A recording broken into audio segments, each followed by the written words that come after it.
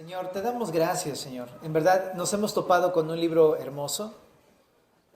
Nos ha sorprendido en estas cosas que hemos estado leyendo. Hay muchas cosas que no sabíamos que estaban aquí. Y hay cosas que nos estás hablando que no esperábamos que nos dijeras. Y gracias, Señor, porque toda tu palabra es útil, toda tu palabra te revela, tú nos hablas a través de cada parte, Señor. Sigue haciéndolo el día de hoy, Señor, y transfórmanos. Te lo pedimos en el nombre de Jesús. Amén. Bueno, pues este capítulo número 4 que vamos a estar estudiando del 4 hasta el capítulo número 5, verso número 13, habla de las ofrendas por el pecado. Pero ¿cómo llegamos acá? Levítico resulta que muestra a Dios como un proveedor hacia su pueblo, dándole lo necesario para que pueda acercarse a Él. Porque el pueblo no es bueno, el pueblo no es santo, el pueblo no es como Dios. Necesita ser santo para poder acercarse a Dios. Entonces, a través de todos esos sistemas que estamos viendo de sacrificios en las últimas semanas, hacían que el pueblo fuera purificado y estuviera santificado para acercarse a Dios. Ajá. Y eso era algo indispensable para relacionarte con Dios. Hemos estado viendo en Levítico 19:2 que Dios enseñaba: santos seréis porque santo soy yo, Jehová vuestro Dios. Es que hemos visto varios sistemas, ese sistema de sacrificios en varias etapas, ¿verdad? En el capítulo 1 vimos la ofrenda por el holocausto, ¿te acuerdas? Era indispensable que fueras purificado para poder acercarte al Señor. En el capítulo 2 vimos la ofrenda de cereales, que no es meramente para ser limpiado, sino para poder ofrecerle un regalo a Dios, para poder adorar a Dios. En el capítulo 3 estuvo la semana pasada el pastor Iber por acá y habló acerca de las ofrendas de paz y de la comunión. Y nos encantó, ¿verdad? Estuvo padrísimo que hubiera venido el pastor Iber, aparte fue el festejo de nuestro aniversario número 12. Y hablaba acerca de la comunión, qué tan importante es estar con Dios. Y cómo en aquel tiempo había provisto de esto para acercarte y tener comunión con el Señor, pero nos explicó claramente, ¿no? El día de hoy podemos acercarnos confiadamente al trono de la gracia al creer en Jesús.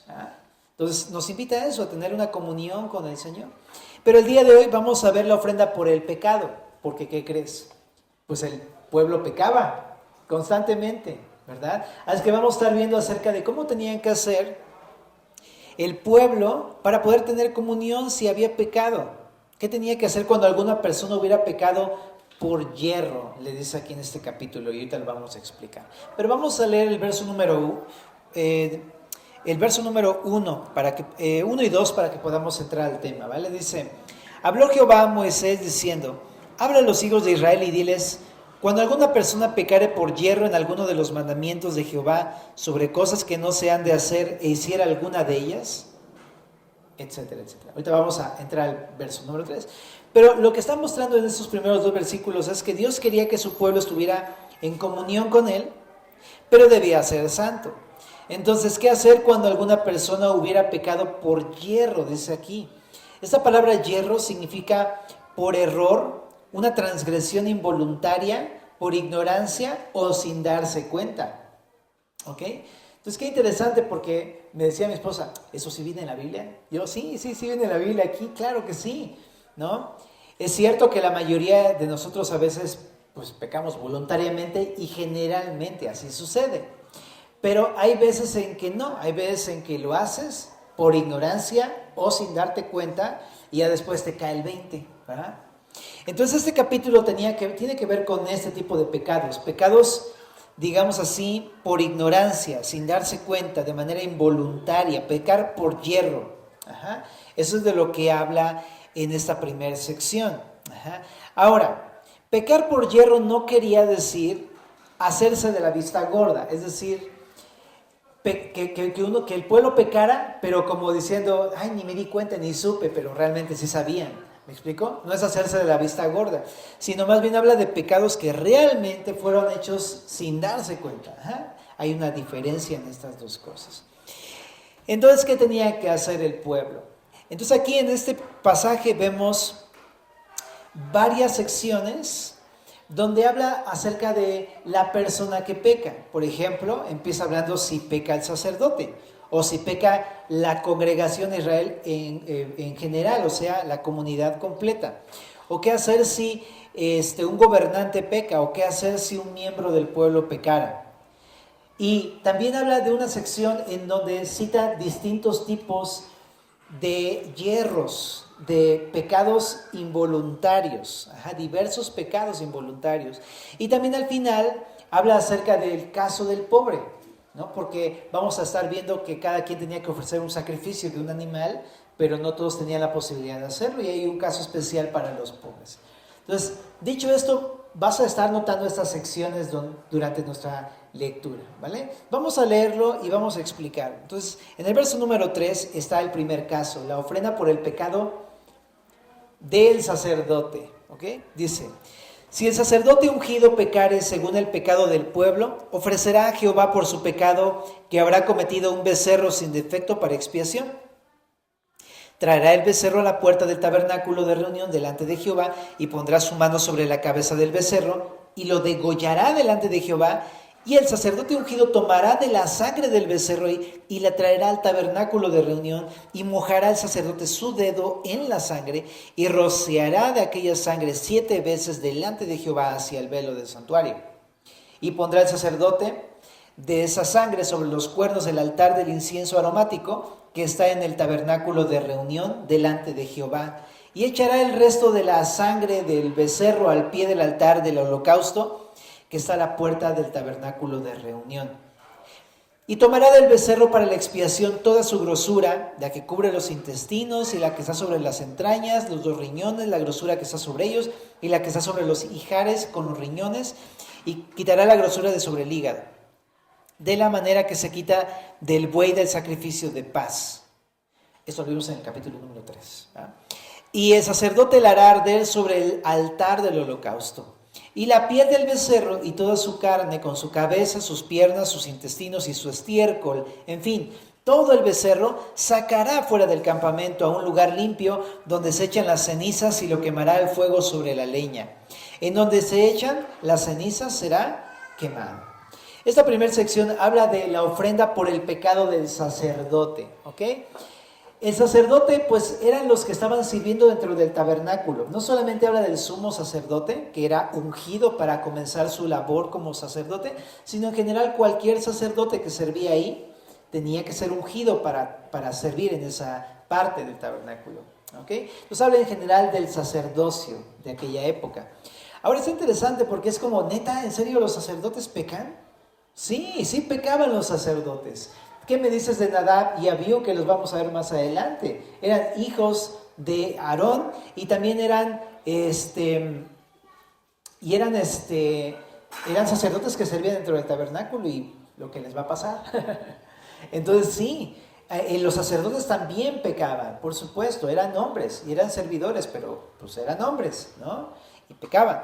Entonces tenían ellos que ofrecer a Jehová un becerro sin defecto para expiar su pecado. Esa palabra expiar significa para que Dios cubriera su pecado, para cubrir su pecado.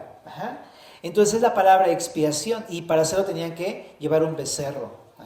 Y el becerro tenía que ser sin defecto, o sea, no significa que no tuviera ni exacto así minuciosamente ningún error, ¿no?, en su hechura física, ¿no?, sino que en general fuera lo mejor que pudieras traer al Señor. Esa era la idea. Y traería el becerro, número 2, traería el becerro a la puerta del tabernáculo. Número 3, ponía su mano sobre la cabeza del becerro. Está interesante, ya lo hemos platicado. Pero poner la mano sobre la cabeza del becerro significaba de manera simbólica que el becerro recibía el lugar del transgresor. Era como una especie de sustitución. En vez de que tú fueras a la muerte, ese becerro en el cual pones la mano iba a la muerte. Él simbólicamente recibía por transferencia tus pecados. No es algo mágico ni místico, ¿ok? Sino simplemente era un símbolo. Ahora, también, número 4, tenía que degollarlo delante de Jehová. Y aquí empieza lo duro, porque aquí es donde lo mata. Hay una muerte. El mismo transgresor, que es el sacerdote, tenía que matarlo. Y tenía que tomar de la sangre y hacer todo un proceso con la sangre. Primero tenía que traerla al tabernáculo, mojar su dedo en la sangre, rociar aquella sangre 7 veces delante de Jehová hacia el velo. Recuerda de que está hablando de cuál velo. Pues resulta que en el lugar, en el tabernáculo, que era una como carpa, ¿no? Pero hecha de telas y de pieles, en donde estaba la presencia de Dios, había una tela que separaba el lugar santo, que era donde estaba la mesa de los panes de la proposición, y el candelabro, y el altar del incienso. Lo separaba del lugar santísimo, donde estaba el arca del pacto, el propiciatorio con los querubines, ¿te acuerdas? Este velo es el que separaba esas dos partes. Entonces el sacerdote tenía que agarrar la sangre y esparcirla hacia esa dirección 7 veces. Ajá. Y tenía también que poner sangre en los cuernos del altar del incienso. Este no es el altar que está en el patio del tabernáculo, sino dentro del lugar santo, donde se quema solamente el incienso. No se queman ahí los sacrificios, ¿ok? Se quema el incienso solamente. Entonces tenía que poner en los cuernos que tenía este altar. El altar tenía unos cuernitos. Ahora que estudiamos Éxodo, ¿te acuerdas? Tenía ahí en las 4 puntas, tenía cuernos, se le ponía sangre. Y después dice aquí que el resto de la sangre se tenía que echar al pie del altar del holocausto. Ese sí es el que estaba afuera en el patio, donde se hacían los sacrificios. Ahí derramabas el resto de la sangre. Y bueno, a diferencia de la ofrenda del pecado de las demás secciones, de las diferentes partes que vamos a ver más adelante, aquí hace algo extra que no se ve en las siguientes secciones. Aquí derrama la sangre delante del velo y aparte lo pone también 7 veces. Esto no aparece en las otras secciones. Así que un comentarista dice que esto expresa la gravedad del pecado, porque un sacerdote no es cualquier persona. Es una persona que está sirviendo a Dios directamente, que entra a la presencia de Dios. Por lo tanto, el pecado de un sacerdote era considerado, digamos así, más serio que una persona común. No significa que una persona del pueblo no fuera serio el pecado, pero el sacerdote tenía muchas más responsabilidades. ¿Estás de acuerdo? Entonces por eso se consideraba así, y tenía que hacer todo esto porque pues, si no, no podía ni orar ni entrar a la presencia de Dios. Entonces tenía que hacer todo este proceso, ¿verdad? Bueno, entonces sí entiendo pues que mientras más funciones tengas, más responsabilidades tienes y más peso tienes, ¿no? Okay. Y luego, ¿qué pasa? El número 6, tomaba la grosura del animal, o sea, ya que mataba al becerro, tomaba la grosura, que es la grasita. ¿A alguien le gusta la picaña? La picaña, dices, ulala, aquí no le va a gustar la picaña, ¿verdad? Es lo más delicioso y lo más rico, lo que huele más sabroso de la carne. Pues bueno, eso se tenía que quitar del animal y eso es lo que se quemaba en el altar del holocausto. No se quemaba todo el becerro, solamente la grosura se quemaba en el holocausto, y todo lo demás del becerro, todo lo demás, ahí lo dice, lo explica, tenías que sacarlo al lugar donde se tiraban las cenizas y ahí lo tenías que quemar por completo, afuera del tabernáculo. ¿Va? Entonces son 7 cosas que tenías que hacer aquí si eras sacerdote y pecabas. ¿Ok? ¿Hasta aquí cómo vamos? ¿Bien? Ok.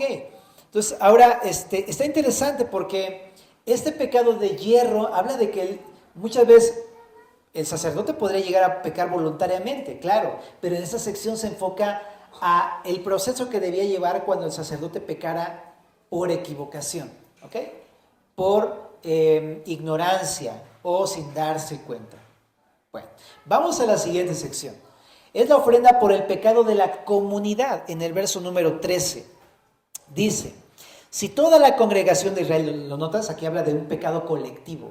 Si toda la congregación de Israel hubiera errado, y el hierro estuviera oculto a los ojos del pueblo, y hubieran hecho algo contra alguno de los mandamientos de Jehová en cosas que no se han de hacer, y fueren culpables, luego que llegue a ser conocido el pecado que cometieren, la congregación ofrecerá un becerro por expiación y lo traerán delante del tabernáculo de reunión.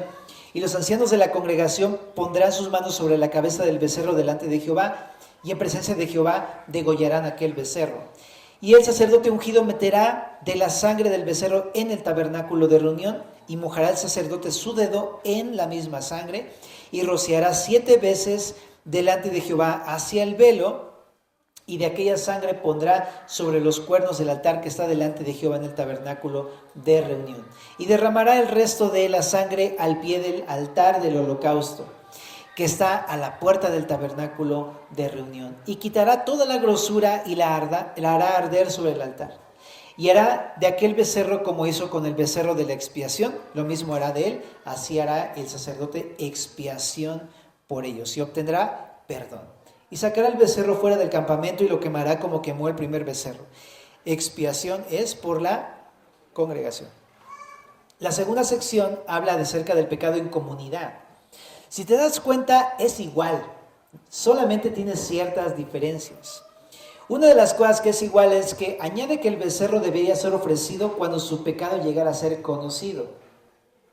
Lo que yo entiendo es que el sacerdote era fácil que identificara su pecado porque él estaba todo el tiempo en la presencia de Dios. El pueblo a lo mejor no lo ve así, ¿no? Porque no estaba dedicándose completamente a un ministerio ahí sacrificial dentro del tabernáculo.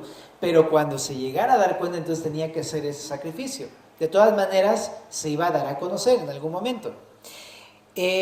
También iba a hacer lo mismo, iba a traer el becerro a la puerta del tabernáculo, pero dice aquí que en vez de que el sacerdote pusiera la mano en el becerro, lo que tenía que hacer aquí es que los ancianos del pueblo, es decir, los líderes del pueblo, tenían que poner las manos sobre este becerro. Es una representación de que los pecados del pueblo están siendo transferidos al animalito y él va a sustituir la muerte del pueblo. ¿Okay? Entonces ese es el significado. En el punto número 4 de que lo tenían que degollar es igual. En el punto número 5 donde tomaban la sangre prácticamente es lo mismo. Y si te das cuenta también ellos tenían que rociarla 7 veces. El sacerdote tenía que rociarla 7 veces delante del velo. Lo que expresa es que cuando hay un pecado colectivo también era considerado algo muy grave para Dios. Bueno, también tenían que tomar la grosura, hacerla arder y también tenían que hacer expiación de la misma forma, ¿verdad? Pero algo que añade aquí que me gusta en el verso número 20 es que dice que después de ofrecer este sacrificio de expiación, recibirá perdón el pueblo. Entonces, algo nuevo. Esta palabra perdón, pues es como tal lo entendemos. Es un perdón completo, absoluto de todo su pecado. Y en eso veo algo maravilloso de Dios hacia el pueblo. Que realmente Dios se muestra como un Dios que está dispuesto a perdonar a su pueblo. Es un Dios que da los medios para que su pueblo se reconcilie constantemente con Él. ¿Lo notas? Entonces, qué increíble. No es el hombre el que tomó la iniciativa de esto. Es que Dios tenía esa intención con su pueblo. Bueno, siguiente sección. Es la ofrenda por el pecado de un gobernante en el verso número 22. Dice, cuando pecare un jefe, o sea, habla de un gobernante en esa sección, e hiciere por yerro algo contra alguno de todos los mandamientos de Jehová su Dios sobre cosas que no se han de hacer y pecare, luego que conociere su pecado que cometió, presentará por su ofrenda un macho cabrío, sin defecto, y pondrá su mano sobre la cabeza del macho cabrío, y lo degollará en el lugar donde se degüella el holocausto delante de Jehová. Es expiación. Y con su dedo el sacerdote tomará de la sangre de la expiación y la pondrá sobre los cuernos del altar del holocausto, y derramará el resto de la sangre al pie del altar del holocausto y quemará toda su grosura sobre el altar, como la grosura del sacrificio de paz. Así el sacerdote hará por él expiación de su pecado y tendrá perdón. En ese sacrificio prácticamente todo es igual. Lo único es que en vez de ser un becerro, ¿qué era? Es un macho cabrío, ¿verdad? Muy bien. Y también debe ser sin defecto. Y debió ofrecerlo cuando se diera cuenta también de su pecado. Siguiente sección. En el verso 27 está la ofrenda por el pecado de un miembro del pueblo. Esto es diferente al del verso 13. El del verso 13 es cuando la comunidad completa peca. Aquí, en este versículo número 27, es cuando un miembro del pueblo peca.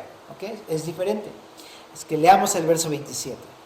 Si alguna persona del pueblo pecare por yerro, haciendo algo contra alguno de los mandamientos de Jehová, en cosas que no se han de hacer y delinquiere, luego que conociere su pecado que cometió, traerá por su ofrenda una cabra sin defecto, por su pecado que cometió, y pondrá su mano sobre la cabeza de la ofrenda de la expiación y la degollará en el lugar del holocausto.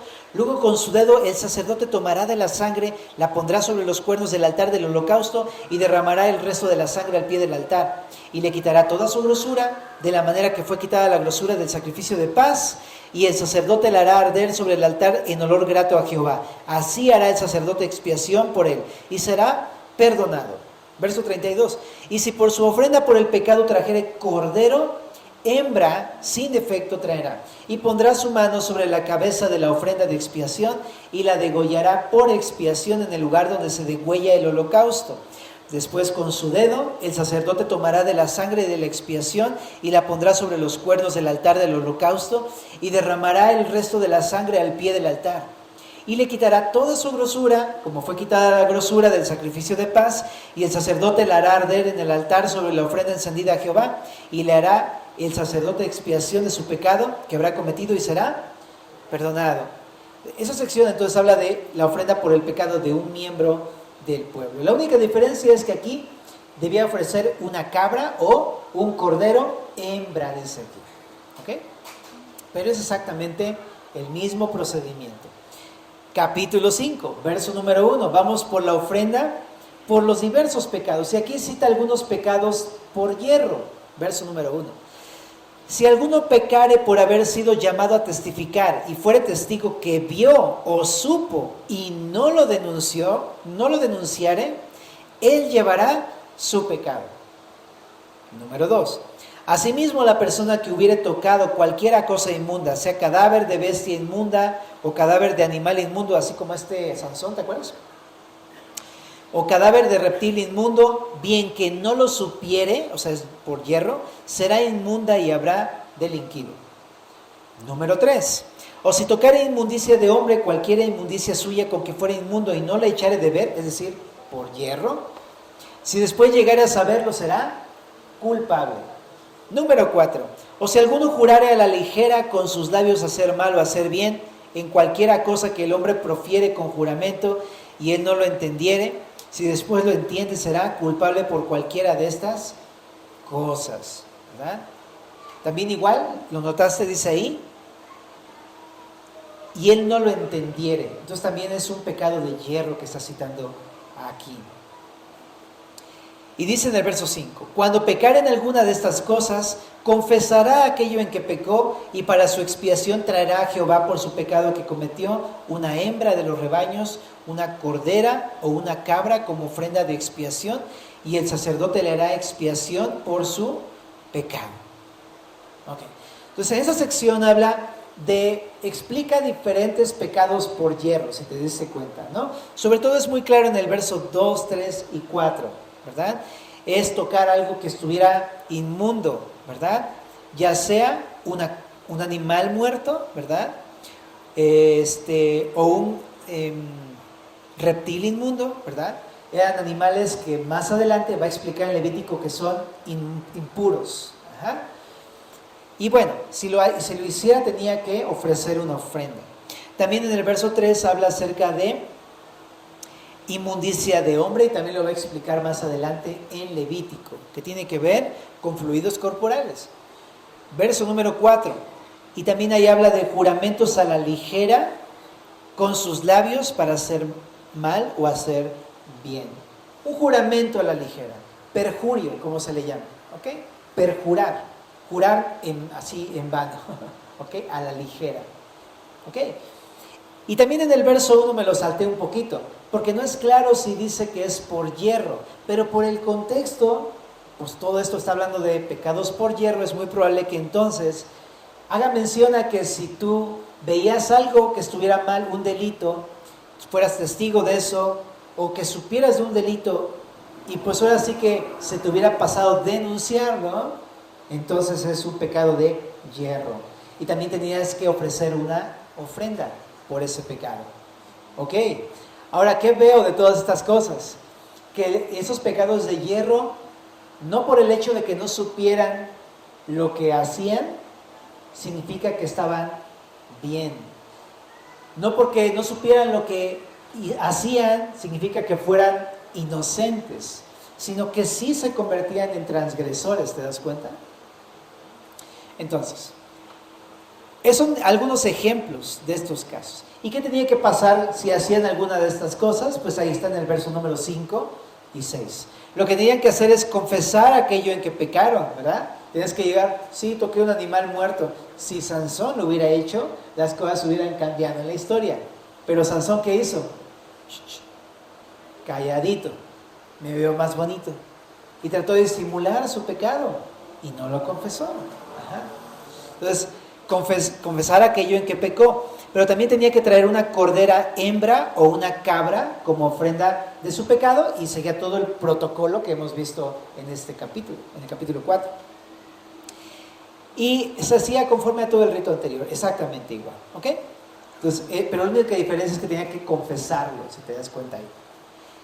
Y última sección, habla de la ofrenda por el pecado en el caso del pobre. Entonces vamos a leer el verso número 7 para terminar esa sección. Si no tuviera lo suficiente para un cordero, traerá a Jehová en expiación por su pecado que cometió 2 tórtolas o 2 palominos, el uno para expiación y el otro para holocausto, y los traerá el sacerdote, el cual ofrecerá primero el que es para expiación, y le arrancará de su cuello la cabeza, mas no la separará por completo. Y rociará la sangre de la expiación sobre la pared del altar, y lo que sobrare de la sangre lo exprimirá al pie del altar, es expiación. Y del otro, porque eran 2, ¿verdad? Y del otro hará holocausto conforme al rito, así el sacerdote hará expiación por el pecado de aquel que lo cometió y será perdonado. Verso 11. Mas si no tuviera lo suficiente para 2 tórtolas o 2 palominos, el que pecó traerá como ofrenda la 10ª parte de un efa de flor de harina para expiación. No pondrá sobre ella aceite, ni sobre ella pondrá incienso, porque es expiación. La traerá pues al sacerdote, y el sacerdote tomará de ella su puño lleno para memoria de él, y la hará arder en el altar sobre las ofrendas encendidas a Jehová, es expiación. Y hará el sacerdote expiación por él en cuanto al pecado que cometió en alguna de estas cosas, y será perdonado. Y el sobrante será del sacerdote como la ofrenda de la vianda. Bueno, primero dice que si no tenías dinero, ¿no?, y eras pobre, tenías 2 opciones: llevar 2 tórtolas o 2 palominos, o llevar harina. Eran 2 opciones, ¿no? Si de plano no tenías para 2 tórtolas, pues llevas harina, ¿ok? Está sencillo esto. Ahora, esto me expresa algo, que cualquiera podía expiar sus pecados de hierro. El perdón era para todos. No había persona que no pudiera hacerlo, que dijera, no, es que yo no pude porque no pude comprar un becerro, ¿no? O que no pude porque no tenía dinero para 2 tórtolas. No, todos podían tener el perdón al alcance, a su alcance. Ahora, ¿qué más? Dice en el caso de las tórtolas o palominos, que el sacerdote debía ofrecer primero el que era para expiación. Está muy fuerte, ¿verdad? Le arrancaba el cuellito, pero no lo separaba por completo. Qué crudo, pobre pollito, tortolita. Bueno, y luego rociaba la sangre de la expiación sobre la pared del altar, y lo que sobraba lo exprimía al pie del altar. O sea, así está. A lo mejor es una tortolita, pero es una muerte. ¿Estás de acuerdo? Está fuerte. ¿Alguien de aquí tiene un canario, un lorito? No está bonito, ¿verdad?, lo que estamos viendo. Okay. Y del otro tórtola o palomino, debía ser holocausto conforme al rito anterior. O sea, así igualito como se hacía el holocausto con el becerro, tenía que hacerse con él, la otra tórtola o el otro palomino, ¿no? Bueno, y el resultado era el mismo. Si te das cuenta, sería perdonada la persona. Ahora, si ocupabas harina, porque no tenías para tórtolas o palominos, dice que podías llevar la 10ª parte de un efa de flor de harina, que significa 1.6 kilogramos de harina de la más alta calidad. ¿Ok? Entonces, ¿te comprabas una harina ahí en el Oxxo? No, tenías que preparar la harina, ¿verdad? Moler el grano, y grano de la más alta calidad, ¿verdad? Y no tenías que poner sobre ella ni aceite ni incienso. ¿Por qué? Porque esto no es una ofrenda de cereales. En Levítico 2 vimos que ahí sí se podía, pero esto no es una ofrenda de cereales. Esto no es un regalo a Dios. Esto es una expiación por el pecado. Y no podía ponerse ni aceite ni incienso encima. Y los traías al sacerdote. El sacerdote tomaba un puño lleno y lo hacía arder en el altar del patio, que es el altar del holocausto, donde se ofrecen las ofrendas encendidas en olor grato a Jehová. Y el resultado es que será perdonado. Y el sobrante es de los sacerdotes, ¿vale? Entonces, hasta aquí, ¿qué onda? ¿Todo clarito? ¿Sí? Ok. Bueno, pero ¿qué podemos llevarnos a casa de todo esto? Hay 3 cosas principales que nos podemos llevar a casa. Número 1, primero tenemos que preguntarnos, ok, ¿qué pasa cuando yo peco en algo y apenas me estoy dando cuenta? ¿Te ha pasado algo así? Ojo, no me estoy refiriendo a cuando nos hacemos de la vista gorda, eso es otra cosa. Eso es no ser responsables, ¿verdad? No hacernos responsables. Pero, ¿qué pasa cuando realmente cometiste algo que no te diste cuenta? Y de repente un día te acuestas ahí en tu cama y todo parece que está increíble y de repente te das cuenta, ya la regué. ¿Te ha pasado eso? Bueno, aparte de que se siente que te echan una cubetada de agua fría encima, ¿qué tenías que hacer? ¿Ofrecer un sacrificio? ¿Es lo que tenemos que hacer? No. Este libro de Levítico no nos llama el día de hoy como iglesia a ofrecer un sacrificio. ¿Por qué? Porque ya Jesús dio su vida en sacrificio. ¿Ok? ¿Qué tengo que hacer entonces? Lo que tengo que hacer es confiar que el sacrificio de Jesús ya cubrió también esos pecados. ¿Se entiende la idea? Ya no tengo que ofrecer sacrificios. El Levítico lo enseña porque en ese entonces todavía no había llegado el Mesías. Pero el día de hoy ya vino el Mesías. Hace 2000 años vino el Mesías y en la cruz hace 2000 años ofreció ya su vida en expiación por nuestros pecados. Así es que no tenemos que realizar más ofrenda por el pecado. Tenemos que confiar que ese sacrificio lo cubrió por completo. ¿Se entiende la idea? Generalmente a veces pasa que cuando te das cuenta que cometiste algo, que te diste cuenta, es como, híjole, ¿y ahora cómo lo reparo? Y uno se enrola en tratar de reparar eso por su propia cuenta, de tratar de, digamos así, lavarte en salud, ¿no? De tú mismo tratar de componer todo, pero ¿sabes qué?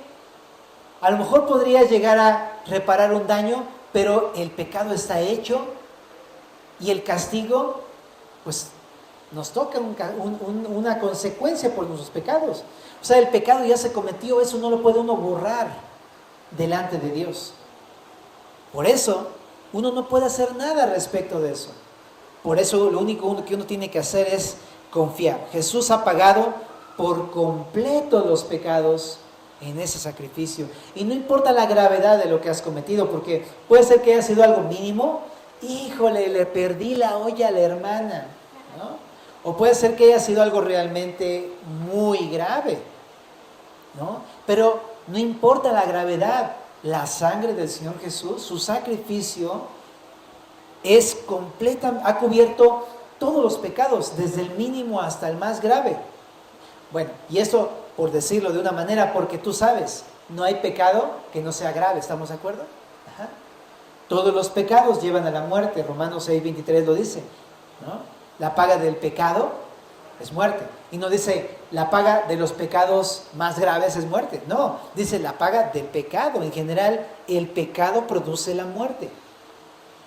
Así es que la sangre de Cristo cubre todos nuestros pecados. Su sacrificio ha cubierto todas nuestras ofensas y pecados. Incluso las que son por yerro, por equivocación. Ahora, hay algo interesante, a nosotros se nos pasan esas cosas, ¿no? Se nos pasa obedecer o pecamos en las cosas así sin darnos cuenta, cometemos cosas, ¿no? Pero a Dios no. Ajá. Entonces, Él sabía que íbamos a pecar por equivocación o por ignorancia o sin darnos cuenta, y ese sacrificio ya de antemano tenía provisto este tipo de errores. Es que quiero llevarte a dos pasajes que hablan acerca de esto. Juan 19:30 dice, Juan 19:30, cuando Jesús hubo tomado el vinagre, dijo en la cruz, consumado es. Esta frase realmente es una palabra en griego que se pronuncia teteleste. ¿What? Teteleste, eso. Significa cubierto por completo. Significa pagado por completo. Ese pecado ha sido, en general, todo el pecado ha sido cubierto por completo. Y es lo que clamó Jesús en la cruz. ¿Te das cuenta cómo no hay pecado que Jesús no haya cubierto con su sacrificio? Y también te decía, nosotros sí fallamos sin darnos cuenta, pero Él es el sacrificio por todo eso. Ahora una cosa también, nosotros somos falibles, pero Él es perfecto. ¿Te das cuenta que en los sacrificios tenía que haber un becerro sin defecto, macho cabrío sin defecto, un cordero sin defecto? Jesús, Él es sin defecto porque Él nunca pecó. Él es el sacrificio ideal por nosotros que no somos perfectos. Ajá. En Primera de Juan, capítulo 3, verso 4 y 5, dice, todo aquel que comete pecado infringe también la ley. ¿Te das cuenta que este versículo es muy claro? Dice, todo aquel que comete pecado, se dé cuenta o no se dé cuenta, comete pecado, y eso es infracción de la ley, eso es transgresión. Es como cuando te sacas tu carro un día que hay contingencia y te para el tránsito y te pone tu multa. Y dices, pero no sabía. Pues sí, joven, pero ya infringió el reglamento de tránsito. Ajá. O es como cuando en la primaria, ¿no? Que de repente llegabas y decía la maestra, examen. Y tú, no manches, ¿cómo? ¿Hay examen? No estudié. Y de repente tú dices, entreguen sus trabajos. Y tú, ¿era para hoy? ¿Cuándo? Y no te enteraste. Pero pues ya ni modo, ya tienes tu faltota, una espantosa X ahí en tu boleta. ¿Ah? Ni modos. No lo sabíamos, pero infringimos una regla. ¿Okay? Cometimos una falta. Entonces te digo, cualquier persona que comete pecado infringe la ley, te des o no te des cuenta. Ajá. Pero, dice aquí también en ese versículo, pues el pecado es infracción de la ley. Aunque sea por hierro, es algo contra Dios. Ajá. Pero dice, y sabéis que Él apareció para quitar nuestros pecados y no hay pecado en Él. Ajá. Él es el idóneo. Al no tener pecado en Él, era el único que podía cubrir nuestros pecados con su sacrificio. ¿Vale? Ok, su sacrificio fue por todos también. ¿Te das cuenta que en el texto que vimos era para, ya sea para el sacerdote, o para el pueblo, o para uno del pueblo, o para el gobernante, o para el rico o el pobre? No importa, había para todos chance de que todos expiaran sus pecados. El sacrificio de Jesús fue por todos. Los pastores pecamos, en serio, pecamos. Ajá.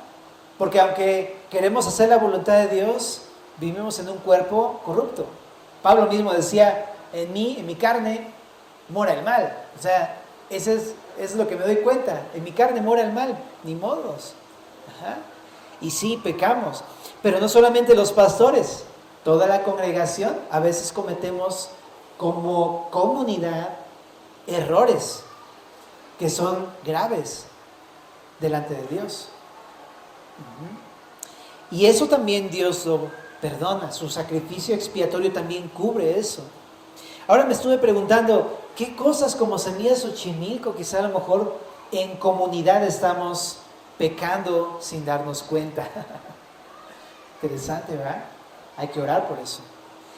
También los líderes del pueblo, ¿no? O también un miembro de una iglesia, ¿no? O un miembro de una comunidad cristiana, ¿no? O alguien que tenga pues bienes, o alguien que sea pobre, como sea. El sacrificio de Cristo es para todos, familia. Por eso dice en Primera de Juan 2:2, y Él es la propiciación de nuestros pecados, y no solamente por los nuestros, sino también por los de todo el mundo. Su sacrificio es para que todos pudieran saber que pueden ser perdonados por Dios. ¿Sí sabías que Jesús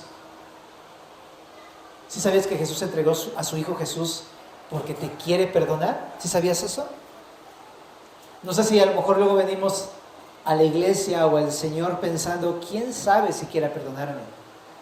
Porque no sabes lo grave que yo he hecho, ¿no? Y no sabes quién soy, ¿no? Pero aquí dice, es por todo el mundo. Y expresa que Dios quiere perdonarte quien quiera que seas. Sea lo que sea que hayas hecho, Dios quiere perdonarte. El hecho de que haya entregado a su Hijo lo expresa con total claridad. ¿Quién de aquí entregaría a su propio Hijo para salvar a alguien que es una persona malvada? ¿Me explico? Creo que nadie de nosotros lo haría. Pero nos amó Jesús de tal manera que entregó a su Hijo unigénito, Jesús, para que todo aquel que en Él cree, pues no se pierda, mas tenga vida eterna. La máxima demostración de que Jesús quiere perdonarte es su Hijo entregado en esa cruz. Entonces no tengas dudas. A lo mejor vienes con esas dudas. ¿Será que Dios me ha perdonado? ¿Será que quiere perdonarme? ¿Será que me va a perdonar después? La respuesta es muy contundente. Sí. Sí quiere perdonarte y sí te perdona. ¿Ok? Él llevó nuestro pecado. En Isaías 53:6 dice, todos nosotros nos descarriamos como ovejas, cada cual se apartó por su camino, mas Jehová cargó en él el pecado de todos nosotros. Es decir, murió en nuestro lugar. En 1 de Pedro 3:18 también lo dice, el justo por los injustos para llevarnos a Dios. En 2 de Corintios 5:21 dice, al que no conoció pecado por nosotros lo hizo pecado para que nosotros fuésemos hechos justicia de Dios en él. Entonces sí, el justo por los injustos, Él nunca pecó, nosotros sí, pero Él está dispuesto a intercambiar nuestro lugar. Él está dispuesto a tomar nuestro pecado y a darnos su justicia. ¿Ok? Ahora, es muy importante algo, mi estimada familia. El primer paso entonces que tengo que hacer es confiar que Jesús me quiere perdonar. El sacrificio de Jesús cubre mis pecados. Número 2, tengo que confesar mis pecados para ser limpiado. Porque si yo no confieso eso, o sea, es decir, a lo mejor no me había dado cuenta, pero si hoy me di cuenta, hoy debo de venir con el Señor a confesar mis pecados. Ahí lo vimos, confesará aquello en que pecó para su expiación. Entonces, nosotros ya no tenemos que ofrecer un sacrificio, solamente confesar nuestro pecado. Confesar es sacarlo a la luz, no tenerlo en oculto, solamente para mí. No, es sacarlo a la luz para que sea limpiado. Eso es lo que tenemos que hacer. En 1 de Juan 1:9 dice, si confesamos nuestros pecados, Él es fiel y justo para perdonar nuestros pecados y limpiarnos de toda maldad. En el Salmo 32:5 dice, mi pecado te declaré y no encubrí mi iniquidad.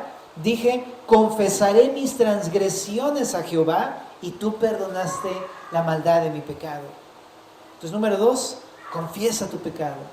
Número 3, el perdón está al alcance de todos, pero necesitas venir al Señor. Porque de nada importa saber que hemos pecado si no venimos al Señor. De nada. O sea, no se me va a quitar la mancha si nada más la veo.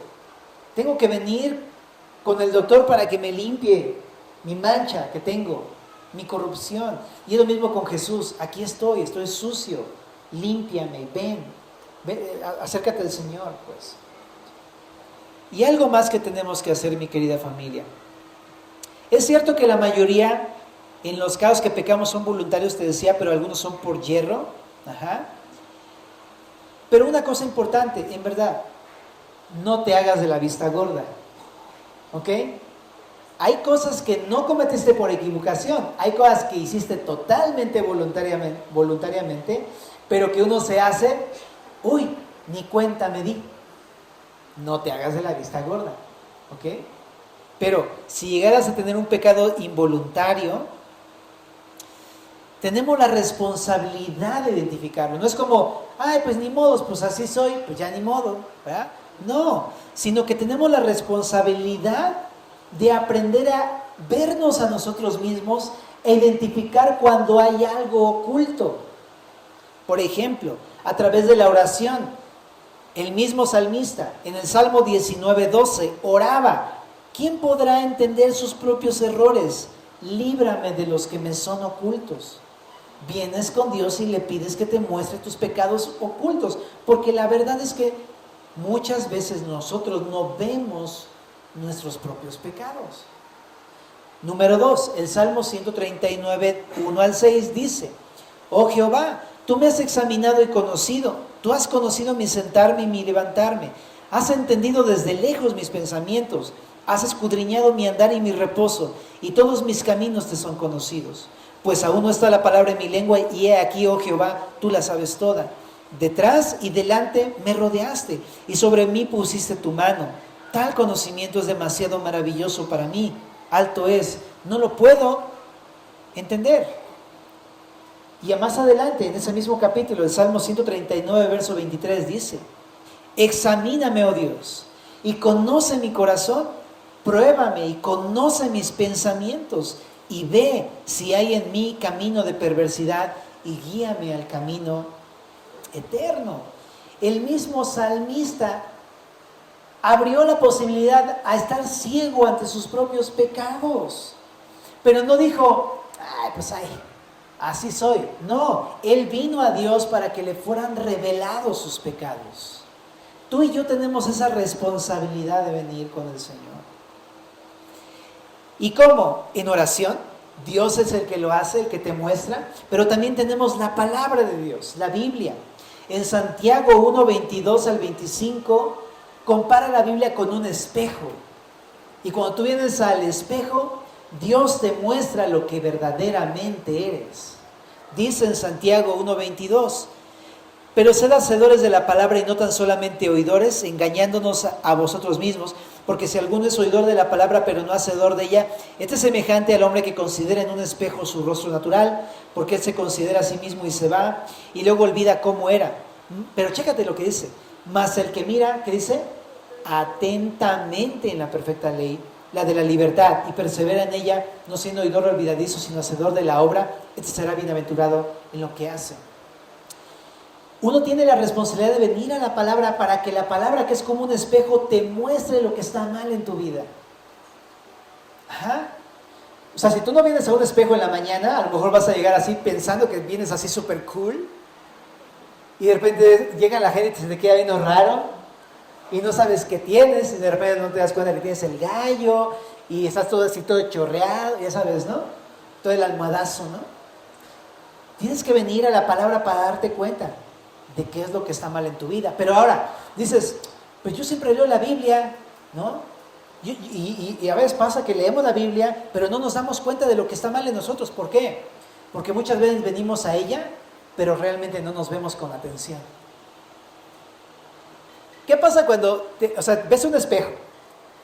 Pero si lo ves así de rapidito, así de, vámonos, ¿no? Te vas, vámonos. Pero ¿qué pasa cuando dices: un momento, aquí hay algo extraño? Y te acercas y miras con atención. ¿Has visto esos espejitos que son de esos las chicas los usan todo el tiempo, ¿no? Que son como de zoom. Y cuando tú eres hombre y te asomas y te espantas y dices: híjole, ¿qué es esto? ¿No? ¿Por qué? Porque te hace ver lo que nunca habías visto en tu vida, bro. Empiezas a ver el polo, o sea, no metes.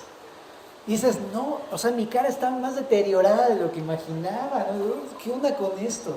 Sí, cuando miras con atención, cuando lees con atención tu Biblia y te fijas en los detalles y aprendes a escuchar a Dios, te das cuenta que aunque tú pensabas que estabas bien, realmente no estás bien.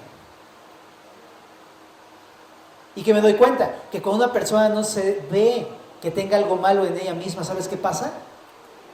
Es que no está mirando con atención el espejo. Yo tengo la responsabilidad de mirar con atención al espejo. Tengo que venir atentamente a la palabra de Dios y ponerla por obra, ¿verdad? Porque también en Hebreos 5:14 dice, el alimento sólido es para los que son maduros, los que a fuerza de práctica están capacitados para distinguir lo bueno y lo malo. Lo que está diciendo este versículo es algo increíble. Tú solamente puedes distinguir lo bueno y lo malo que hay en tu corazón cuando te conviertes en un practicante de la palabra, no solamente en un oidor. Entonces yo me doy cuenta que una persona no distingue cuando está mal, cuando realmente no camina con Cristo. Una persona que no practica la palabra de Dios no se da cuenta que está mal, porque nunca ha aprendido a distinguir lo bueno de lo malo. Qué loco, ¿verdad? Así que tenemos la oración, tenemos la palabra, pero también tenemos el Espíritu. En Juan 16:8 dice, el Espíritu los convencerá de pecado, de justicia y de juicio. Si tú has creído en Cristo, tienes al Espíritu de Dios que te está diciendo, ¿no se te hace que eso que dijiste está raro? ¿No se te hace que eso que tomaste no está bien? ¿No se te hace que eso que dijiste no es correcto? El Espíritu te redarguye. Entonces no es que estemos así en blanco, no. Tenemos lo necesario y debemos ser responsables de identificar nuestros propios pecados, confesarlos para ser limpiados. ¿Oramos? Señor, te damos muchas gracias, Señor, por este pasaje que nos habla de estas cosas tan importantes. Líbranos de nuestros pecados ocultos, líbranos de ser ciegos, líbranos de ser irresponsables con aquellas cosas que no se ven, que no vemos de nosotros mismos. Y te rogamos, si es tu voluntad y tu misericordia, sácalas a la luz.